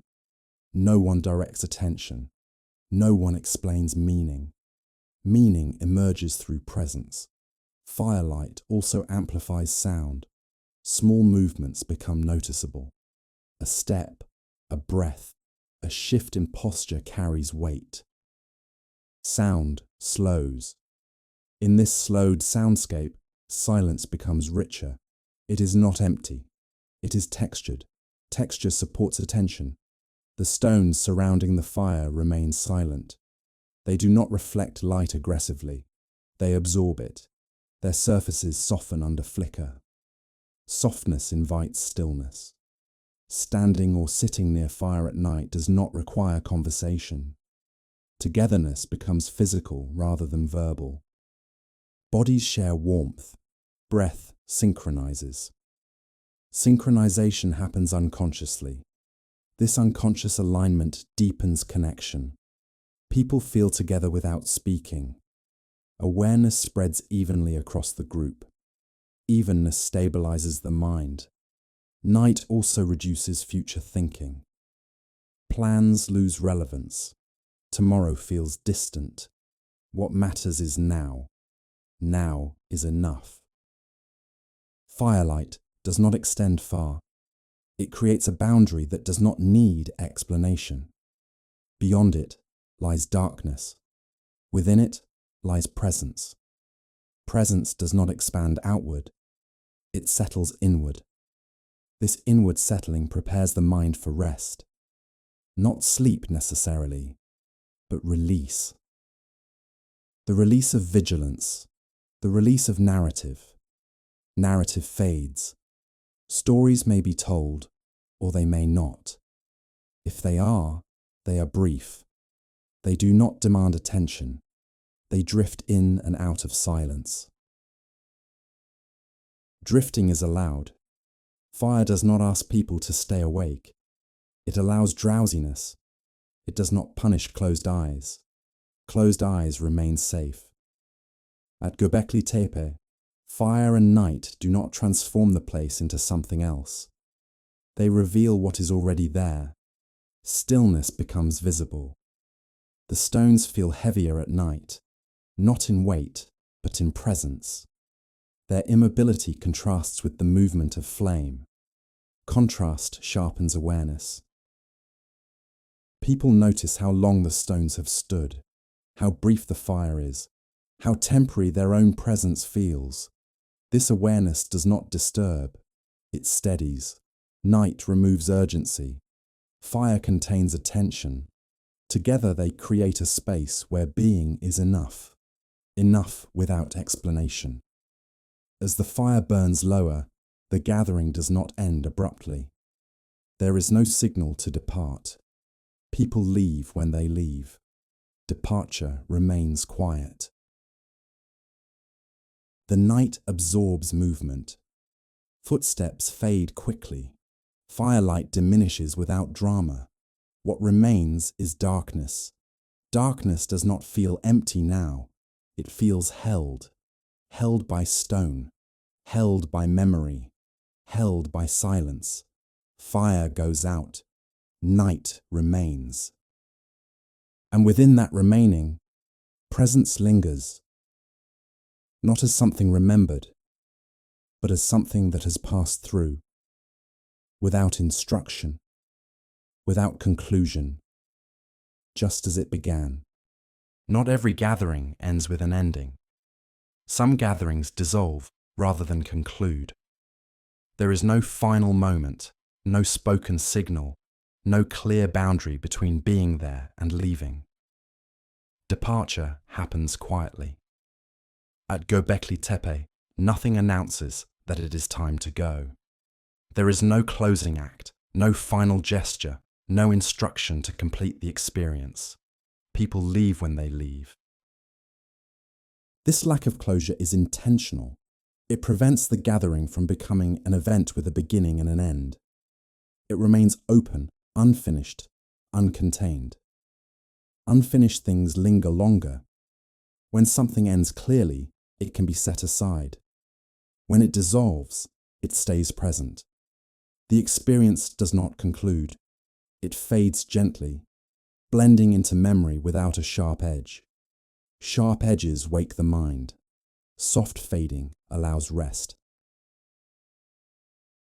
Leaving without closure means there is nothing to resolve, no lesson to carry away, no meaning to summarize.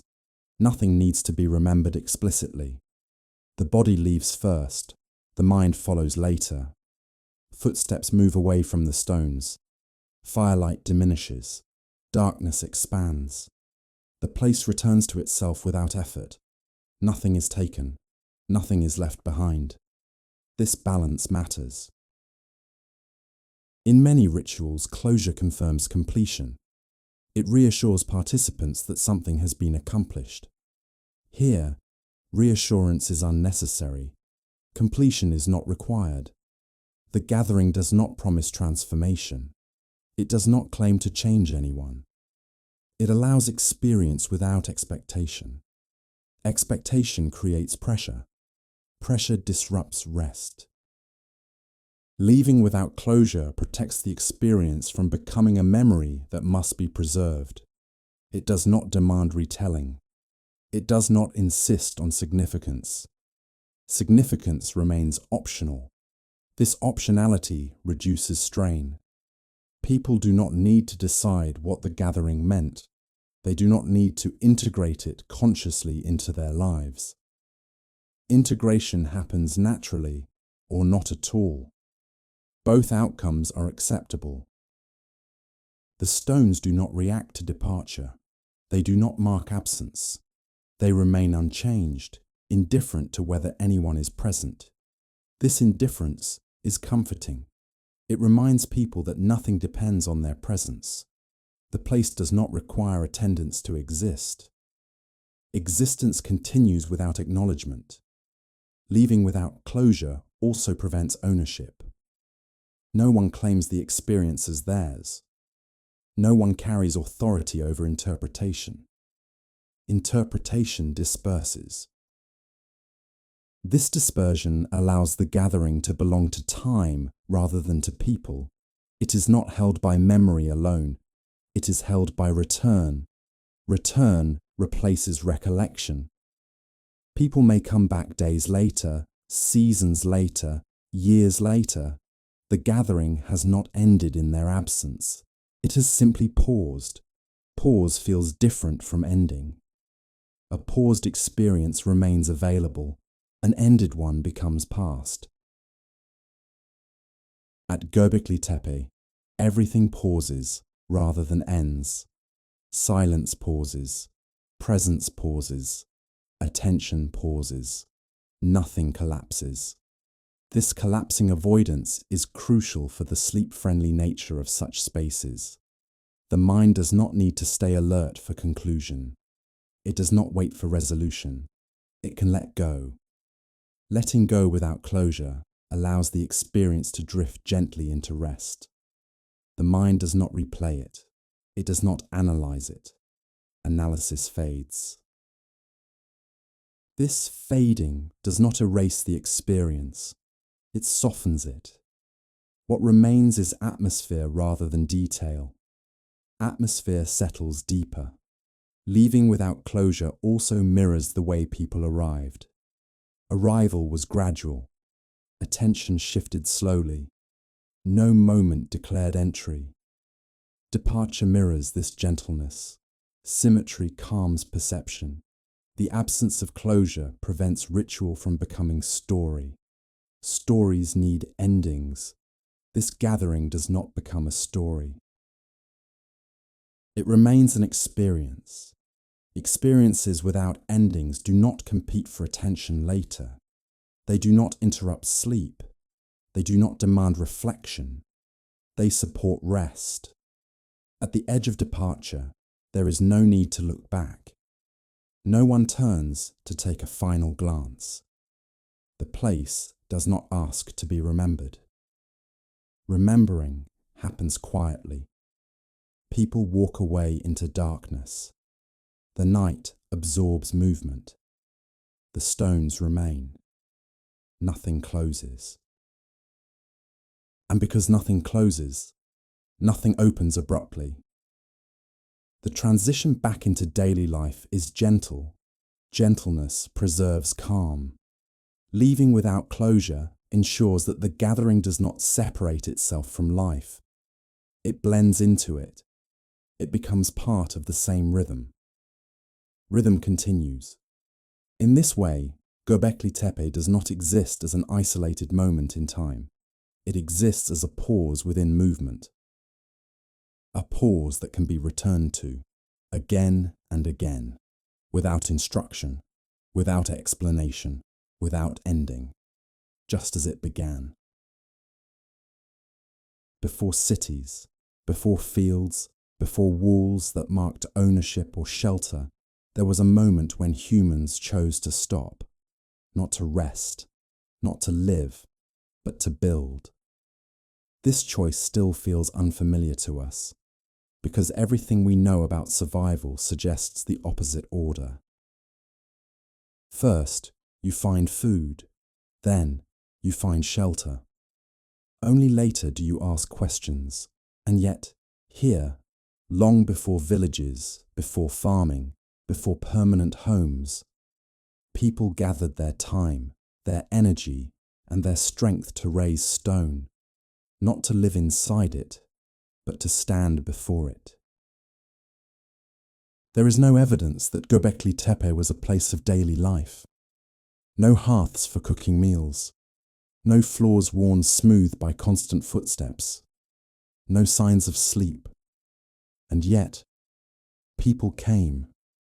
They carried stone tools across open land. They shaped pillars taller than themselves. They carved animals they feared, admired, or watched from a distance. All of this happened before houses, before roofs, before walls meant to protect bodies from the cold. It raises a quiet question. Did belief come before shelter? Not belief as we know it today, not gods with names or rules, but a sense that something mattered enough to gather around, enough to return to, enough to protect, not from weather, but from forgetting. Daily life is repetitive. It demands attention. It keeps the body busy and the mind narrow. But Göbekli Tepe does not belong to daily life. It belongs to interruption. People left their routines, whatever those routines were, to arrive here. They stepped out of survival mode, even briefly, to do something that did not feed them. Meaning does not keep you alive, but it gives shape to living. Perhaps this place was not built to explain the world, but to pause inside it, to ask questions without needing answers, to mark a moment where life slowed and awareness widened. Movement defines early human life. Follow animals, follow water, follow seasons. Stopping is dangerous, and yet humans stop. They stop to look at the sky. They stop at places that feel different. They stop even when nothing obvious is gained. Göbekli Tepe may represent that instinct, not a solution, not a tool, but a place to look at something larger than daily needs. Looking does not require explanation, only attention. To build is to slow time. Stone does not rush. Carving requires patience. Raising pillars requires cooperation. This is not survival urgency. This is deliberate action. Building here was not about staying. It was about returning. Each visit layered time on top of itself. Each gathering deepened the pause. The structure did not say, "Live here."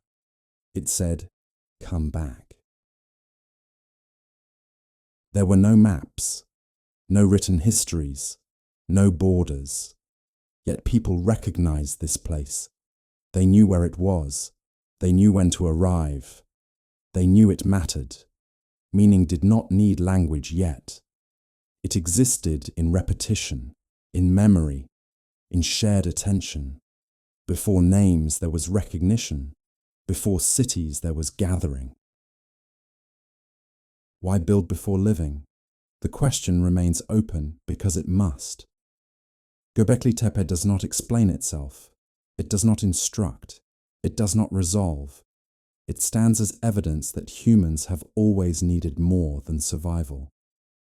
A reason to pause. A reason to gather. A reason to look. Not everything that matters must be understood. Some things are meant to be approached slowly, then left behind gently. And perhaps that is why this place endures. Not because it tells us who we were, but because it reminds us that we have always searched for meaning before comfort, and silence before answers. Now there is nothing left to explain, no questions waiting to be answered, no meaning that needs to be carried forward. The stones remain where they are. The land does not ask to be understood. People have already left.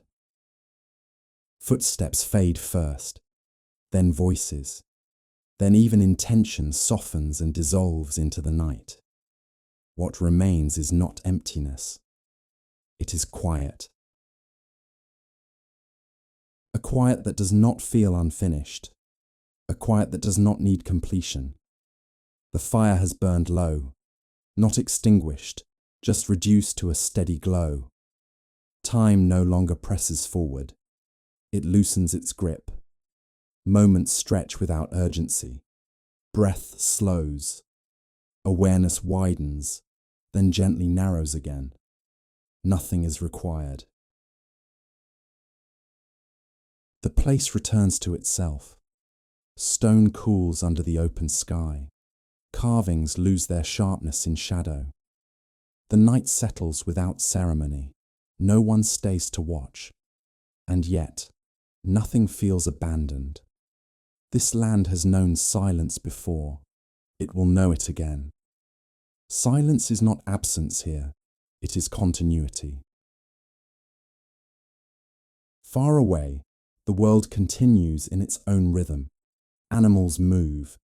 Wind shifts across the ground. The stars hold their positions without effort. Nothing hurries. There is no instruction in this quiet, no lesson hidden between the stones. Only permission. Permission to stop following thought. Permission to let meaning rest. You do not need to remember what was said. You do not need to hold on to the images. They are already loosening, like footprints erased by time, like echoes fading into distance. Your attention can soften now. There is nothing more to listen for. Long before writing, long before names, humans understood this state. They knew when to leave a place without closing it. They knew how to walk away without ending something. The experience did not belong to them. They passed through it. And now, so do you. Breath finds its own pace. Thoughts appear, then drift without attachment. No need to follow them. Nothing is waiting. The night is wide enough to hold everything quietly. What was built here was never meant to last forever in the mind. It was meant to be felt once, then released, just like this moment. You can let go now, not of understanding, but of effort. The body already knows what to do. Muscles loosen, the edges of awareness soften, time becomes less distinct. There is no ending here, only a gradual return to stillness, the kind that does not announce itself, the kind that feels familiar. And so the stones remain, the land rests, and you are free to rest as well.